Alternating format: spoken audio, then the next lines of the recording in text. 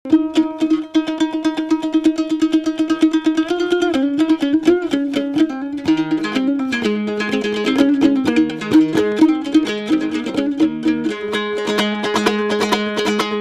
урматтуу телекөрүүчүлөр. Биз сиздер менен кайрадан Кыргызстандын жана кыргыздар телеберүүсүнүн кезектеги чыгарылышында жолугушуп отурабыз. Бүгүн биздин студияда бир башкача өңүттө, башкача бир формада маек болмокчу. Азыр биздин Манас жана Чыңгыз Айтматов Улуттук Академиясынын кичи конференц залында Астанадан келген Түрк Академиясынын жетекчилери Дархан Кыдыралиев баштаган жана ошол Түрк Академиясында эмгектенип жаткан Кыргызстандын өкүлү профессор Кадыралы Коңкобаевдер баш болгон bir делегация келди. Бул делегация менен биздин академиянын, эки академиянын ортосунда биргелешип келечекте иштешүү боюнча меморандумга кол коюлат. Жана бул ушул эле жолугушууда казак манасчысы тарабынан Мергенов деген казак манасчысынын китеби жана абайдын тандамал ырлар жыйнагынын бир аз таанытымы боюнча бир сөздөр болот. Жана ушул жолугушуунун өзүндө эле биздин Кыргызстандагы жалпы түрк адабият маданиятынын деңгээлиндеги жана илим изилдөө иштеринде чөйрөсүндө бир көрүнүктүү орун ээлеген окумуштуу жазуучуларга академиянын төш белгиси жана күбөлүгү медал менен ушул берилет. Азыр анда эмесе ушул биздин академиянын ушу кичи конференц залында болуп өткөн ушул жолугушууга көңүл бурсаңыздар. Ушу кыргыз казактын акыны болгонун өзү бул жөнүндө болгон эмес. Анткени эки элдин ортосунда бир данакер болгон, Токтогул атабыз менен дос болгон, атабыз менен айтышкан дагы экен. Ушул руханий мурасын кыргыз элине таанытуу бул биздин дагы милдет деп эсептейм. Жамбыл атабыздын руханий мурасын таанысак, аны менен кошо сөзүбүз байыбыз, өзүбүз байыбыз, рухубуз байып. Атарытып алыстан келген Дархан ага сизге чоң рахмат. Кудай буюрса мына жыл турат, ушу жыл ичинде кандай иш-чара болсо да өткөзгөнгө даярбыз, эң жогорку деңгээлде өткөзүп бергенге даярбыз. Бул биз үчүн өтө чоң сыймык болот. Бүгүнкү майрамыңыздар куттуу болсун. Жакшы адамдардын келгени да майрам, жакшы исандарды эскерген да майрам, жакшы адамдар менен көздөшүп жүздөшкөн дагы майрам. Чоң рахмат. Чоң рахмат, Нуржигит мырза, атай бийлеп ошондой жакшы сөздөрүңүздү айтып койгонуңуз. 2019 жылы Өзбекстанда Абай жылы деп жарыяланды. Абай жылынын аясында Өзбекстан менен Казакстан арасында бир канча иш-чаралар өткөрүлдү, китаптар чыкты.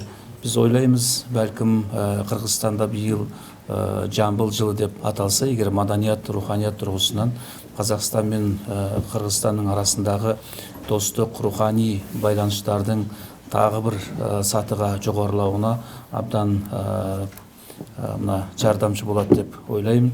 Жакында Казакстанда Жамбыл жылы деп жарыяланат. Жамбылдын жырлары, Жамбылдын осы Кыргызстанда да өтө көп әлі жиналмаган жырлары бар. Мисалга кыргыздын арасында айтылатын кыз жибекти Жамбыл әкелген деп айтылат. Сол сыяктуу Жамбыл Манасты жырлаган, казак арасында Манастын кең таанылууна Жамбыл данакер болгон. Биз ошол Кыргызстан билимпаздары менен Улуттук академия менен ошол Чыңгыз Айтматов Манас академиясы менен ошол багытта иштерди алып барабыз деп ишенебиз. Энди келесі куттуктоо сөздү Казакстандын маданият, туризм және спорт министри Ақтоты Рахметулла кызынын куттуктоосуна берсек.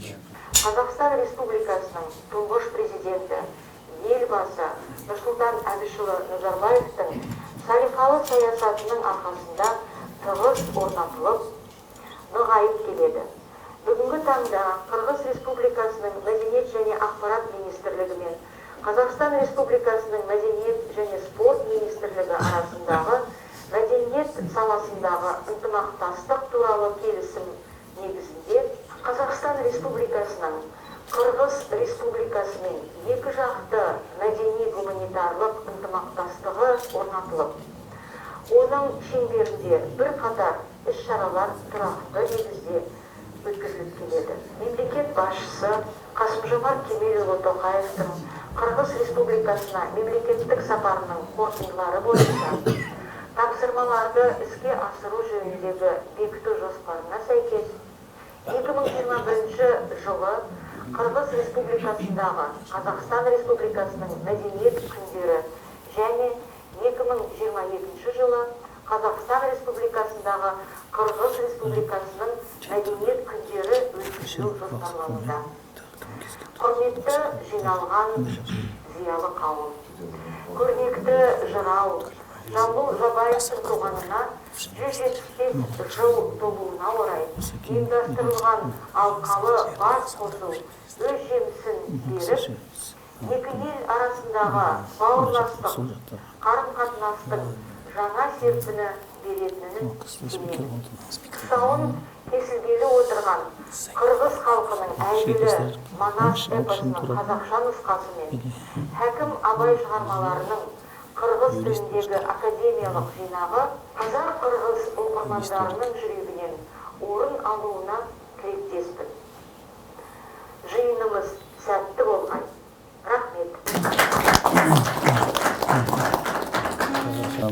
Рахмет.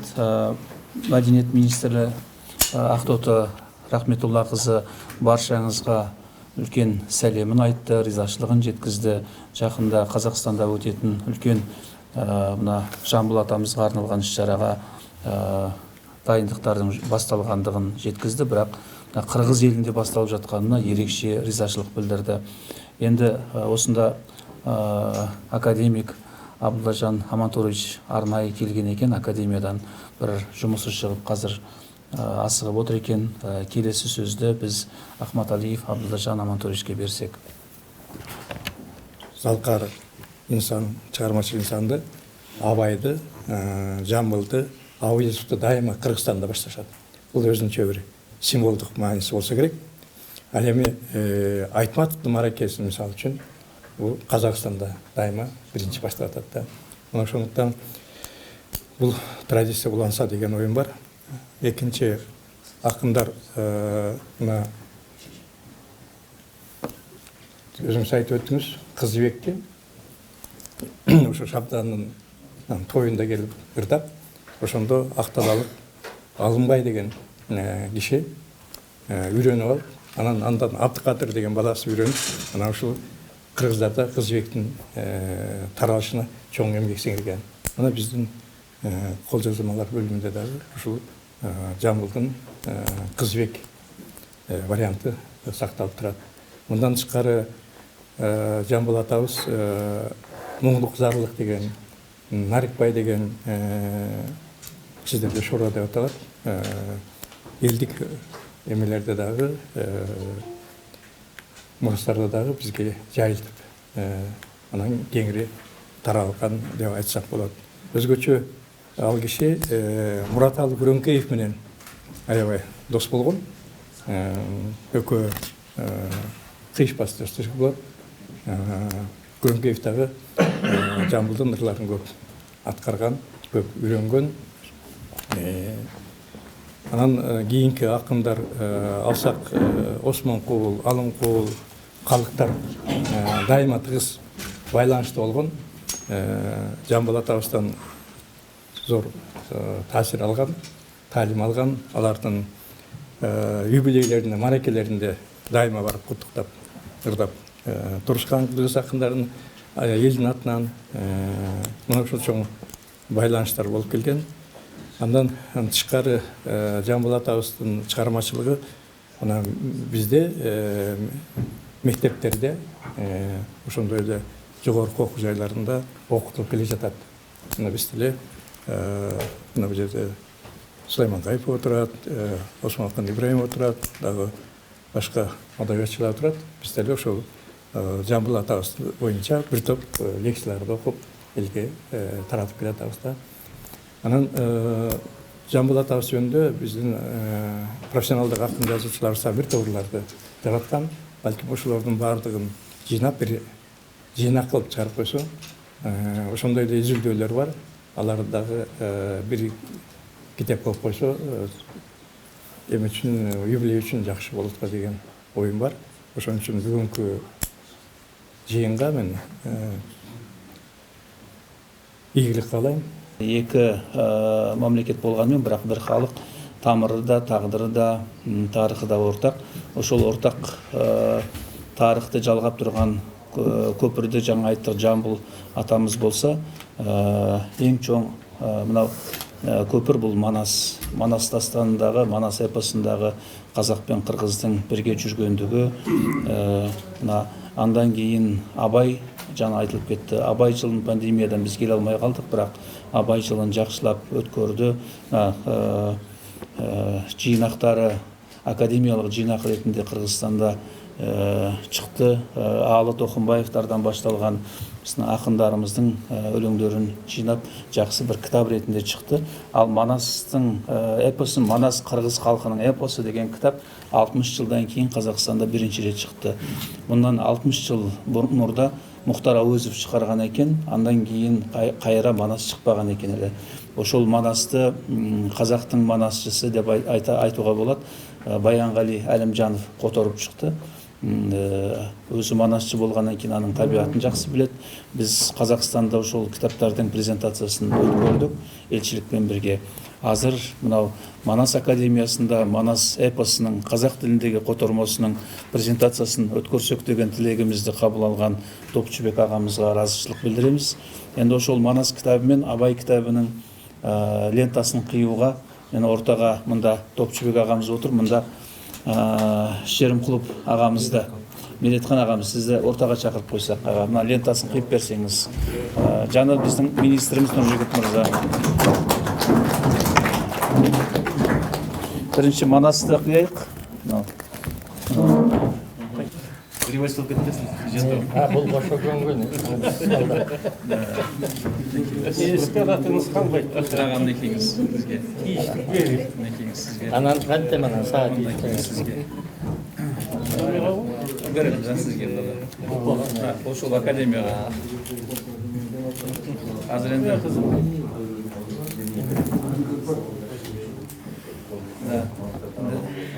енді мынау Абай кітабын Абай кітабында кесіп қойыш керек. Бұл кітапқа ошолда қотарған кишилер де отырады арамызда. Біз ал кишилерге де рахмат айтамыз. Андан кейін уюштурган біздің қадырлағанымызға разышылық білдіреміз. Абай Құнанбаев таңдамаларлардың академиялық жинағы. Бірінші рет шығып тұрады аға. Бірінші. Ал, некеңіз. Академиялық басылымы. 80 жылдың içinde бүт қырғыздың ақындары қотарған. 40 жылда Башында Абайдың өзінің ырларының оригинал бар. Некеңіз. Абайдың қырғызша сөйлеген кітабы құт болсын. Рахмат.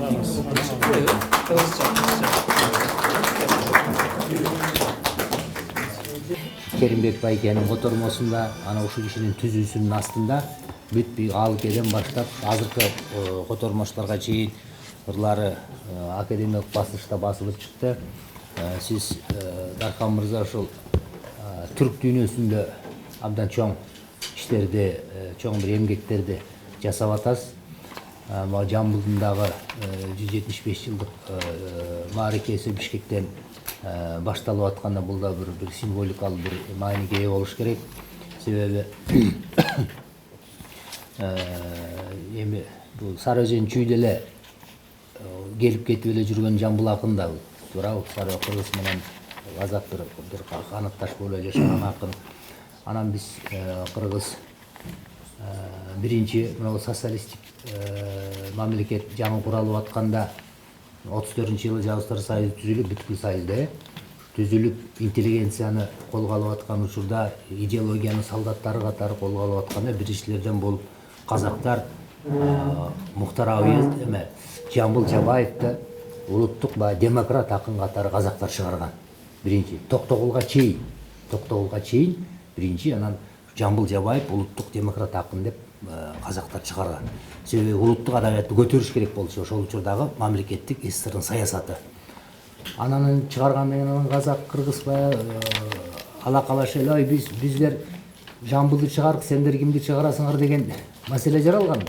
Шынында анан бизде ошол Жоморт Бөкөнбаев баягы башында турган баягы токтогул сатылганды демократ акын кылып, кыргыздын баягы улуттук адабияттын бир ошо мамлекеттик улуу совет акынына чейин көтөрдүк да, жеткирдик. Андан кийин Жамбылдан кийин анан кыргыздар ошол эмени токтогул сатылганды чыгарган деген бир версиялар айтылып жүрөт биздин эмеде.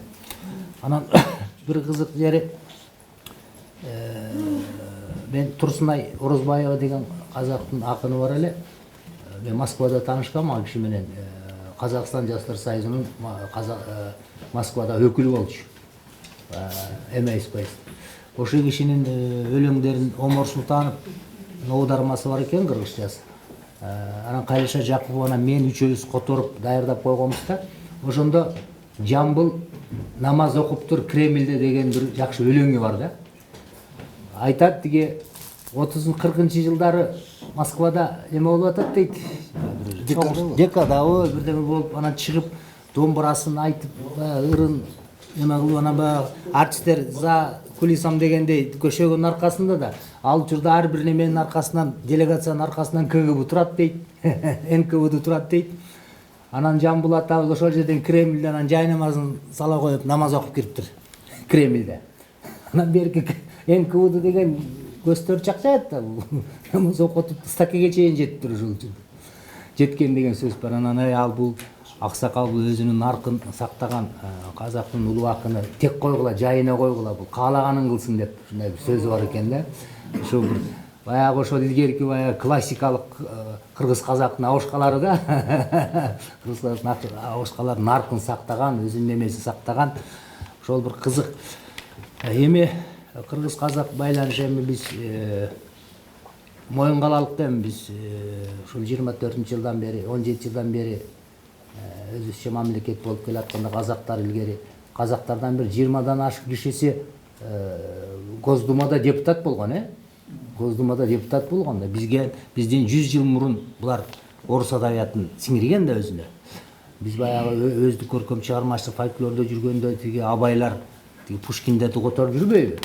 Ошол сыяктуу бизден 100 жыл мурда кеткен. Демек 100 жыл мурун деген орустарга чыгып аткан, орустар наркы Европадан баягы интеллектуалдык бир нерсени алып атканы да. Анан биз мына ошону эле көрсөк болот. Эгемендик алган жылдардан бери Кыргызстанга караганда Казакстанда аябай адабиятка, өзгөчө адабиятка, маданиятка абдан чоң көңүл бөлүнөт да. Абдан чоң көңүл бөлүнөт. Анан ушул биз сиздерден үлгү ала турган жактарыбыз көп. Мен ар дайым айтып жүрөм, биз демократ болуп эле көрүнгөн коктоголоттон чыга алып эле кыйкырып атпайбызбы? Булар да үлгү ала турган нерсе. Мына былтыр деле мына Осмонакан Ибарович отурат, күбө президент менен мурдагы жылы экен, жолукканда Осмон агай сунуш кылып госсекретарь кызматын киргизбейсиңерби деп. Ошондо мен дагы айткам. Казакстандын модели, маселен, мамлекеттик катчы деген кызмат бар кадимкидей. Областтын губернатору болобу, райондун акими болобу, орун басарлар, идеология боюнча орун басарлар бар. Илгерки эле, мына Медет Кашеримкул идеологияны башкарган киши отурат го. Кадимкидей эле да. Госсекретарь баягы президенттин бүт баягы жарлыктарын алып алат да, руханий жаңыруу деп туруп, идеяны таштап туруп ошонун тегерегин иштей берет. Биздин үлгү ала турган, Кыргызстандын үлгү ала турган немебиз, Казакстандан үлгү ала турган жактарыбыз абдан көп. Анан дарканага ийгилик каалайм сизге. Биз жана агай айтып кетти, Абдулжан Ахматалиев, Илимдер академиясы, анан Айтматов академиясы, анан сиздердин эл аралык түрк академия 3 илдик деп. Биз эми сиздер менен 4 илдик болуп илгертен иштешип келе жатабыз. Кудай буйрса. Бул эми адабият акын жазуучу болсо кайдан тиги илим болсо академия илим туурабы? Ошондуктан ошол Абайды аударып, ошо кыргыз жазуучулары колго алыш кылгандай эле Кудай буйрса Жамбылдын дагы мурунку аударылган, совет доорунда аударылган аудармаларын тапсак, кийин да жаңы аудармаларды кошуп, ушуну кайра бир жыйнап чыгарсак деген ниет бар. Анан мына пандемия деген нерсе алынса кайра коркутуп атышат го. Кудай буйрса жакшылык болуп кетсе бир кыргыз казак акындарынын бир ушул юбилейди шылтоолоп бир поэзия фестивалин өткөрсө болот, абдан сонун бир деңгээлде баягы кыргыз-казак поэзия фестивалин.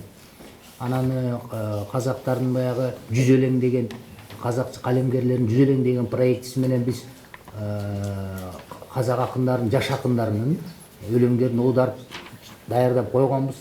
Кудай буйрса анда биргеликте бир чыгарабыз деген ниетибиз бар.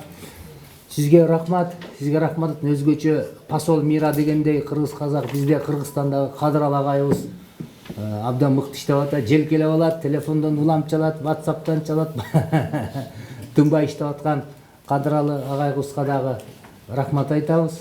Ишиңиздерге ийгилик. Мен ойлойм ушул Жамбыл атабыздын юбилейи мына бекер жерден башталып аткан жок. Академияда мындай чыгармачыл өңүттө дагы чыгармачыл бир кечелер, биргелешкен бирдемелер Кудай буйрса быйыл ушул жылдын эсебинен болот деп ойлойм. Рахмат. Маселенин Жамбылдан башталып жатканында бир символикалык нерсе бар да. Себеби Горький жазуучулар союзунда доклад жасагандан кийин 30-жылдарда анан Сулейман Стальскийлер, Расул Гамзаттын атасы Садаса, Жуман Булбул оğlu, бул Жамбыл Жабаев, ушулардын бардыгы чыкканда.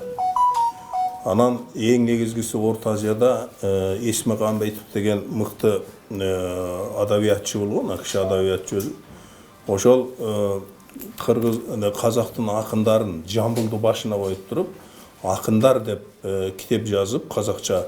Анан ошол эле китепти акыны деп орусча которуп чыгарганда, мына ошол китеп азыркыга чейин эле методологиялык жол көрсөткүч болуп келе жатат. Аны азыр адамдар атын атабай калды. А бирок ошол Эсмамбет жазган жолу менен, ошол чийген чийим менен эле кетип атат да. Эми ошол методологиялык жол азыр бүттү. Биз азыр эмне кылдык? Биз баарыбыз бүткүл түрк дүйнөсү ошол акындарыбызды, төкмө акындарыбыздын өмүр жолу, өмүр чыгармачылыгы деген циклды жазып бүттүк. Анан чыгармаларын жыйлап, аны дагы жарыялап бүттүк да. Анан эми кайра басып чыгаруу менен алек болуп жатабыз. Бирок ошону илимий жактан изилдөө жагы ушу кезге чейин бүткүл түрк дүйнөсүндө аксап келе жатат. Эмне эң негизги кемчилиги эмне биздин? Бүткүл түрктөрдүн эң чоң кемчилиги филология илиминин документалдык негизинин бузук болушу. Илимдин документалдык негизи так болуш керек. Химияда кандай болсо реакция ошо миллиграммына чейин эсептеп сала турган болсо, филологияда деле ошондой. Филологияда дагы ошондой тактык менен изилдөө деңгээлине биз чыгышыбыз керек. Мен баятан бери ойлоп атам да, ушул Жамбылдын изилдеп, Эсмагамбетов Жамбылды башына коюп казак акындарын изилдедиле. Андан кийин казактар улап изилдеген. Эң акырында Эдиге Турсунов деген абдан мыкты изилдөөчү бар болчу, фольклорист, этнограф. Ал казак төкмө акындарынын түрлөрүнүн бардыгын тактап чыккан.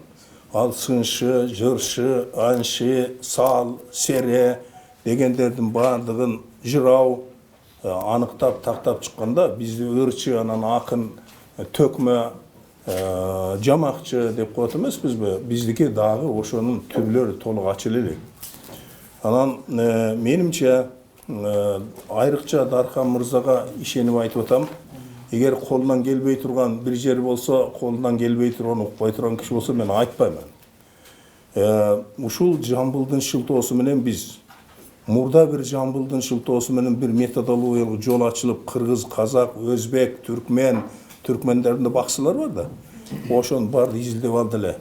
Эми дагы Жамбылдын шылтоосу менен Жамбылдын чыгармаларын изилдеп, жаңы методологиялык негизде изилдеп туруп, дагы бир секирик жасап алсак жакшы болор беле деген ойдомун. Жөн эле мурдагыларды кайра басып койгон ал иш эмес. Кайта эле баягы жырткан эмгектерди кайра жарыйлап койгон ал иш эмес. Керек болсо мына мисалы Жамбылды изилдөө боюнча Жамбылдын чыгармачылыгынын текстологиясы турат. Бул турат да. Жамбылдын чыгармаларынын басылыш тарыхы турат. Жамбылдын изилденишинин жана чыгармалардын жарыяланышынын библиографиясы турат. Жамбылдын тилинин конкордансы турат. Жамбылдын тилинин сөздүгү турат. Жамбылдын поэтикасы турат да. Жамбыл көркөм деп эмнени айткан? Муну анын эстетикалык идеалынан бери чукуп чыгыш керек. Булардын баардыгы турат. Эгерде ушундай бир мүмкүнчүлүк болуп калган экен, окумуштуулар менимче Казакстанда жетишерлик маселени ушундай коюп туруп, жаңыча коюп, Жамбылдын шылтоосу менен Казакстанда, ошол Астанада дагы бир жаңы методологиялык жол ачылып кетсе, биз дагы ошол жолго түшүп алып туруп, илимибизди дагы бир кадам илгери жылдырып алсак, абдан жакшы боло эле деген ойлоп турам да. Анан казак менен кыргыздын ортосундагы акындык поэзия өзү бул гендиктеш, туташ. Анан буга абдан кылдат караганда. Илгери мынау Октябрь революциясына чейин казак Жамбыл баш болуп, казак акындары бул жерде жүрүп, бул жердеги Осмонкул баш болгон акындар Казакстанга барып урдап келип, чөжөнү айтпай эле коёюн, чөжө кыргыз, бирок казак акыны да. Ушулардын баардыгы орток болуп эле жүргөн да. Анан өтө кылдат караган. Мисалы мен бир мисал келтире кетейин, азыр эсиме келе калды кокустан. Казак менен кыргызды айтыштырып калышат. Казак акыны менен кыргыз акыны айтышып калат. Анан кыргыз акын саламдашып келип, анан Алматынын бауырына сарынар шөктү билдиң ба дейт. Дегенде казак айтат, Алматынын бауырына сарынар шөктү дегениң этигинде така жок, жегдесинде жака жок. Өңү сары, көзү көк, балдыр-булдыр сөйлеген, тилин адам билмеген ана улуу урус болмасын дейт. Дегенде токто дейт дагы, ошо жерден токтотуп туруп, ой эки өтөң мыкты экен, байгени экөөнө тең бергиле деп туруп бөлүп берип койду. Абдан буга кылдат караган. Анан бир эле үй бүлөнүн кишисиндей, бир эле элдин маданиятындай кылып караганда, биз ошол деңгээлге да жете элекпиз да керек болсо, ошол элдик түшүнүктүн деңгээлине жете элекпиз. Менимче илимий жагын жолго коюш керек. Илимий жагын жолго койгондон кийин калган нерселердин баардыгы практика ал өзүнчө келип чыга берет. Деп ойлойм, Жамбылдын чыгармаларын изилдөөдө чоң ийгиликтер болушун каалайм. Бизге да өрнөк боло турган конференциялар, изилдөө эмгектер, монографиялар, ар кандай түрдөгү илимдин ар кандай жанрындагы чыгармалардын жаралышын тилер элем. Рахмат.